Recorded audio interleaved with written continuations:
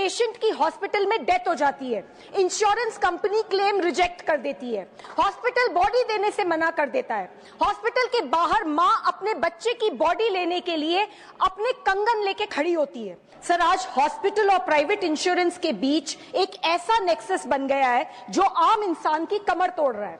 Sir, दूसरी ओर TV पे ads देखिए, इंश्योरेंस कंपनी सेलिब्रिटीज से प्रमोशन कराते हैं, मिनट्स में अप्रूवल दिखाते हैं, पॉलिसी साइन करवाते वक्त आप भगवान हो, उसके बाद आप सिर्फ हॉस्पिटल और इंश्योरेंस के बीच की एक टेनिस बॉल हो। एडमिट होते ही टीपीए में पता चलता है कि आपकी कंपनी तो ब्लैक लिस्टेड है, पहले पे करो उसके बाद रिइंबर्समेंट होगा। मान लो क्लेम फाइल हो भी गया, आप डिस्चार्ज वाले दिन भी एक कागज के लिए पूरा दिन बैठे रहते हो, बिलिंग चलती रहती है।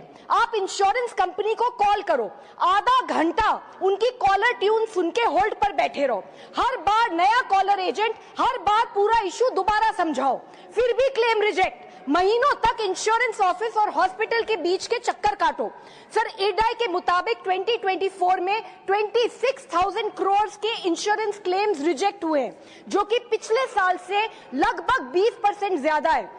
इस वजह से हर साल करोड़ों इंडियंस गरीब हो जाते हैं। आज देश के बड़े हॉस्पिटल्स और इंश्योरेंस कंपनीज ज्यादातर विदेशी प्राइवेट इक्विटी ने खरीद ली हैं। Hospitals deliberately bills policy limit के हिसाब से बढ़ाते हैं।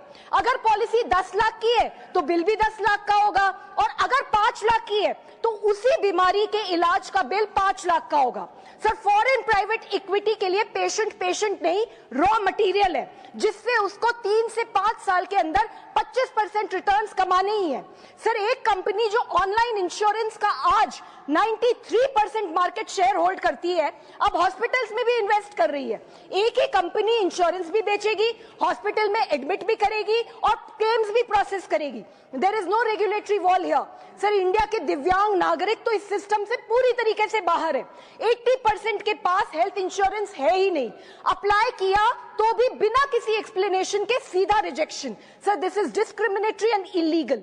आई डिमांड 1, सरकारी हॉस्पिटल्स की हालात सुधारे जाने चाहिए और हॉस्पिटल, प्राइवेट हॉस्पिटल्स के प्रोसीजर्स के रेट्स का नेशनल शेड्यूल बनाना चाहिए, सख्ती से लागू होना चाहिए।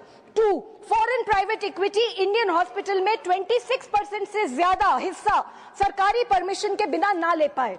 3, रेगुलेशन लाओ against the same insurance company owning hospitals as well. 4th, ghost and inflated billing पर क्रिमिनल केस होना चाहिए।